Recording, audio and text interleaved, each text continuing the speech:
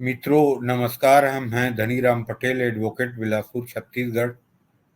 और तिब्बत पे चर्चा शुरू करने के पहले आप लोगों से आग्रह करूंगा, जो हमेशा करता हूं, कि मेरे चैनल को सब्सक्राइब करें, लाइक करें, शेयर करें और बेल आइकन को प्रेस करें। मित्रों, अभी पिछले 4 दिन पहले अमेरिकी शिष्टमंडल धर्मशाला दलाई लामा जी से मिलने के लिए आया था। तो तिब्बत दुनिया के मीडिया के सुर्खियों में पिछले 4-5 दिन से है। और दुनिया के मीडिया के सुर्खियों में तिब्बत क्यों है, इसका कारण है कि अभी कुछ दिन पहले अमेरिकी कांग्रेस, अमेरिकी संसद ने एक बिल पास किया, resolve Tibet act. Resolve Tibet act में अमेरिकी कांग्रेस ने तिब्बत को एक डिस्प्यूटेड लैंड, विवादित भूमि बताया है और उसके समाधान कैसे हो इसके बारे में भी उल्लेख किया है कि चीनी राष्ट्रपति और तिब्बत के नेता दलाई लामा दोनों आमने सामने बातचीत करें और कोई पॉलिटिकल सॉल्यूशन करें तो ये डिस्प्यूटेड लैंड का सॉल्यूशन हो सकता है। तो ये चर्चा शुरू करने के पहले तिब्बत के राजनीतिक इतिहास के बारे में मैं चर्चा करना चाहूंगा। तिब्बत पिछले हजारों साल से एक शांति प्रिय स्वतंत्र देश था और बहुत कम पॉपुलेशन और लैंड एरिया लगभग 24 lakh square kilometre land area है। क्षेत्रफल में बहुत बड़ा देश, पॉपुलेशन में 1950 की स्थिति में 12 लाख और एक शांति प्रिय देश, एक बफर स्टेट भारत और चीन के बीच। लेकिन विवाद कहां से शुरू होती है, जब 1949 में चीन में कम्युनिस्ट क्रांति होती है और चीन के किंग चांग काई शेक को मेनलैंड चाइना से भगा के ताइवान में शरण लेना पड़ता है और वहां के शासक बन जाते हैं माओ से तुंग। और 1949 में कम्युनिस्ट क्रांति के बाद ही चीन की विस्तारवादी नीति, माओ की विस्तारवादी नीति शुरू होती है और अपने आसपास के छोटे और स्वतंत्र देशों को कब्जा करने की प्रक्रिया शुरू होती है। इसमें सिकियांग क्षेत्र, जो चीन के अधीन पूर्ण रूप से नहीं था, चीन के प्रभाव में था, और तिब्बत जो एक स्वतंत्र राष्ट्र की स्थिति में पिछले 500 साल से था, ऐसा देश जो क्षेत्रफल में बहुत विशाल, बौद्ध धर्म के अनुयायी और शांति प्रिय देश, जनसंख्या बहुत कम, 12 लाख लगभग था उस समय, और एक दुनिया से एक अजीब राजनीतिक व्यवस्था थी जो 16 से 42 से, जो 5वें दलाई लामा थे, उस समय से पॉलिटिकल पावर और आध्यात्मिक पावर, मतलब 1642 से 5वें लामा के समय से तिब्बत में राजनीतिक प्रमुख और आध्यात्मिक प्रमुख दोनों सत्ता के केंद्र लामा बने। 5वें लामा के समय से जो 14वें लामा दलाई लामा तक चलता रहा, लगभग 500 साल तक। ये अद्भुत व्यवस्था था कि उसमें राजनीतिक प्रमुख मतलब राजा समझ लें, और आध्यात्मिक प्रमुख एक होता था जो पुश्तैनी माने खानदानी नहीं होता था। वो एक उनके चयन के प्रक्रिया रहता था लामा के, वो एक आध्यात्मिक परंपरा के अनुसार एक व्यक्ति का चयन होता था। जो लामा होता था वो अपना उत्तराधिकारी चुनता था।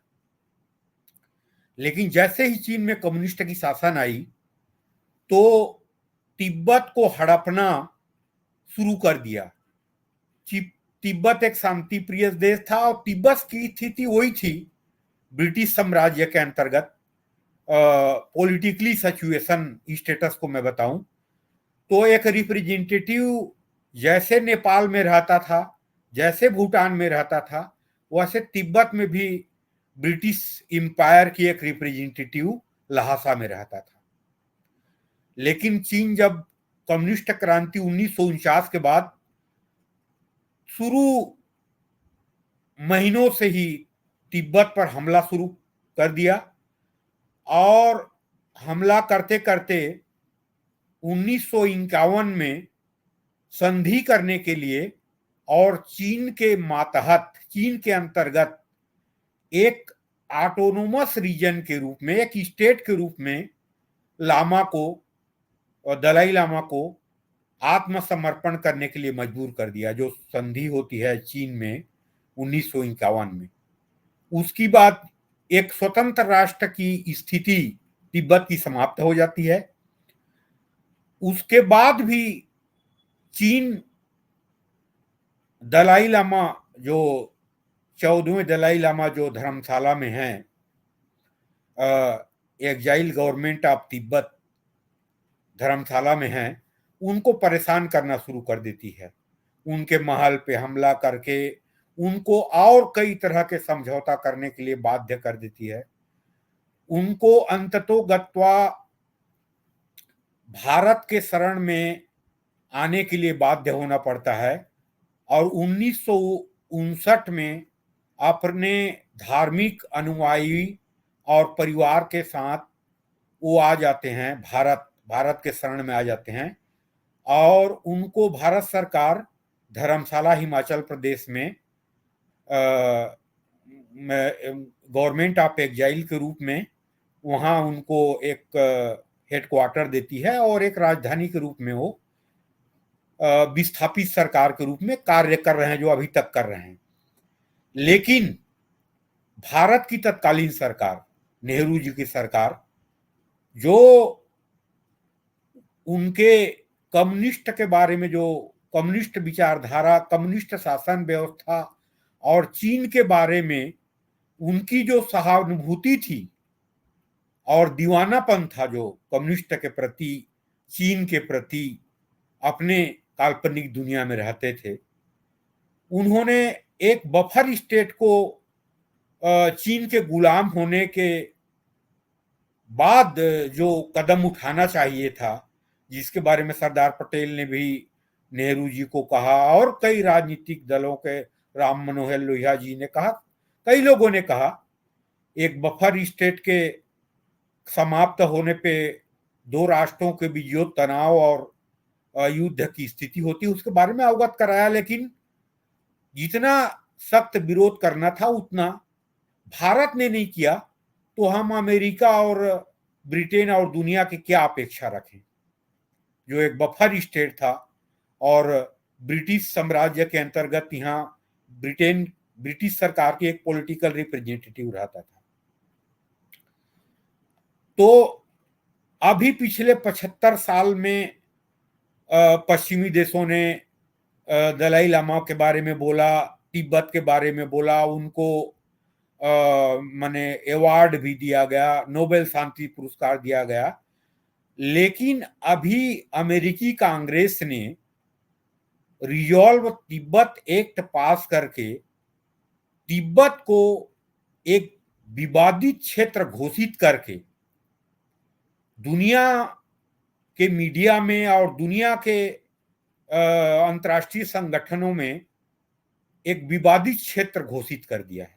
अमेरिका कांग्रेस से पास होने के बाद, प्रेसिडेंट के सिग्नेचर होने के बाद, ये जो रिजॉल्व तिब्बत एक्ट है, ये दुनिया में ये सिद्ध कर देगा कि तिब्बत एक डिस्प्यूटेड लैंड है, विवादित एरिया है और इसकी राजनीतिक समाधान होना चाहिए।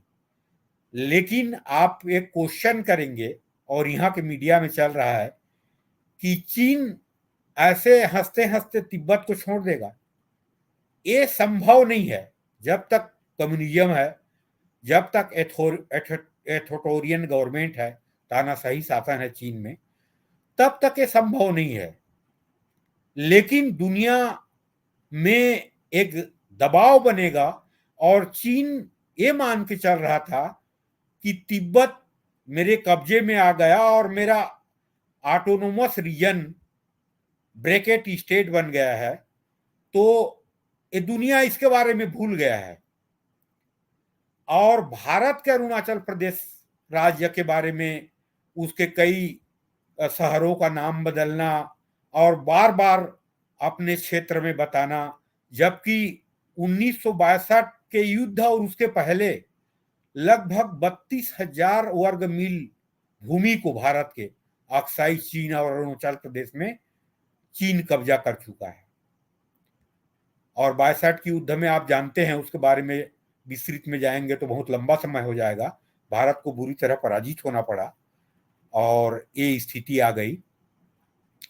तो तिब्बत आज जो अमेरिकन यूएसए का एक्ट है, उसके बाद एक विवादित क्षेत्र के रूप में दुनिया मानेगा और अमेरिका के एक्ट के पास होने के बाद दुनिया के 40-50 जो अमेरिकी समर्थक डेमोक्रेटिक कंट्री हैं, वेस्टर्न कंट्री हैं, ये भी अमेरिका के समर्थन करेंगे और चीन को आत्मचिंतन करना पड़ेगा। चीन ने पिछले 30 साल में अकल्पनीय विकास किया है, इसमें कोई संदेह नहीं है। लेकिन वहां की व्यवस्था है, जो प्रशासनिक व्यवस्था है, वो कम्युनिस्ट सिस्टम है, वन पार्टी सिस्टम है, डिक्टेटरशिप सिस्टम है। लेकिन व्यवस्था 30 साल पहले लिबरलाइजेशन के बारे पूंजीवादी व्यवस्था है। कैपिटलिज्म चीन में पूरी तरह चीन ने एक्सेप्ट कर लिया है। इसको आप देखते हैं, जानते हैं, मीडिया में सब मानते हैं।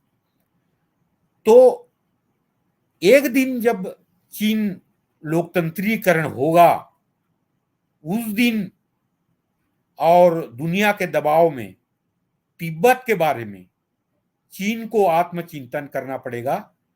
और हो सकता है लोकतंत्री व्यवस्था कभी भविष्य में 20-30 साल में आएगी चीन में, तो तिब्बत एक स्वतंत्र राष्ट्र की स्थिति और प्राप्त कर ले और स्वतंत्र देश बन जाए। अभी तो फिलहाल चीन स्वतंत्र नहीं करेगा ना देगा, लेकिन एक दबाव बनेगा जो विश्व के फिलीपींस हो, वियतनाम हो, लाओस हो, भारत हो, दुनिया के कई देशों को जो चीन परेशान कर रहा है अपने आर्थिक शक्ति और सैनिक शक्ति के कारण, तो उसमें तो दबाव बनेगा। खासकर भारत में जो गलवान में किया 2020 में और अरुणाचल के बारे में उलझुल स्टेटमेंट देना, तो इसमें चीन के ऊपर दबाव पड़ेगा और एक दिन तिब्बत एक राष्ट्र है, उसका अधिकार मिलेगा और स्वतंत्रता भी मिल सकता है भविष्य में। जैसे सोवियत संघ जैसे 1990 में टूट के जो 15 राष्ट्र बन गए, वैसे भी हो सकता है, क्योंकि वहां कोई लोकतंत्री व्यवस्था था नहीं, डिक्टेटरशिप था और टूटा तो 15 राष्ट्रों में बट गया। चीन में भी इकोनॉमिकली तो चीन स्ट्रांग है, सोवियत संघ बहुत कमजोर था अंदर से, कम्युनिज्म व्यवस्था के बारे में पता नहीं लगता था। लेकिन अंततोगत्वा चीन को आत्मचिंतन करना पड़ेगा और लोकतंत्र को चाहे 40 साल हो, 50 साल हो, स्वीकार करना पड़ेगा। उस दिन तिब्बत के अधिकार और स्वतंत्रता मिल सकते हैं और दुनिया के कई राष्ट्र भी अमेरिका के एक्ट आने के बाद तिब्बत के बारे में चिंतन करेंगे और चीन को तिब्बत के साथ टेबल पे बैठना पड़ेगा, राजनीतिक समाधान के लिए आगे आना पड़ेगा। मैं ये नहीं बोल रहा हूं कि तिब्बत को स्वतंत्रता मिल जाएगा। लेकिन चीन जैसे साम्राज्यवादी विचारधारा के राष्ट्र को आत्मचिंतन करना पड़ेगा। तो तिब्बत के जो अमेरिका ने जो एक्ट लाया है, तिब्बत रिजॉल्व तिब्बत एक्ट, उसके प्रभाव से और अमेरिका के शिष्टमंडल नैन्सी पेलोसी के नेतृत्व में हाउस ऑफ रिप्रेजेंटेटिव के जो स्पीकर रही हैं पूर्व में, ये कांग्रेस के जो शिष्टमंडल आया है, तो अचानक दुनिया के मीडिया में सुर्खियों में आया है तिब्बत। और तिब्बत के आवाज अमेरिका के माध्यम से, भारत के माध्यम से और दुनिया के मीडिया के माध्यम से, जो तो एक स्वतंत्र राष्ट्र की जो उसकी अधिकार है, वो आवाज दुनिया में बुलंद हुई है। और निकट भविष्य में और या 40-50 साल में राजनीतिक रूप से चीन, तिब्बत के बारे में चीन को सोचना पड़ेगा और दुनिया के दबाव में चीन को चिंतन करना पड़ेगा। दुनिया के दबाव में चीन को पूर्ण रूप से नहीं, कम से कम आधा समर्पण करना पड़ेगा और तिब्बत के राजनीतिक अधिकार मिलेंगे। तो आज तिब्बत के बारे में आपसे चर्चा करूं करके मैं आया हुआ था। Thank you. जय हिंद, जय भारत।